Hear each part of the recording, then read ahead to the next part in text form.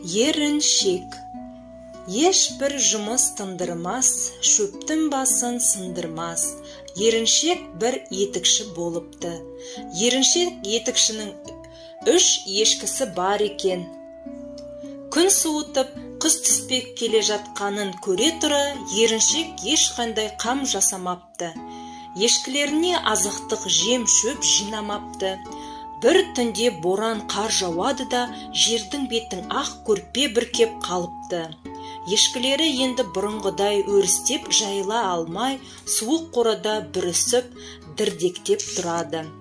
Етікші керек десең, сыртқа шығуға да ерініп, әйеліне: «Барып көр келші, ешкілерге не болып жатыр екен?» деп жұмсайды.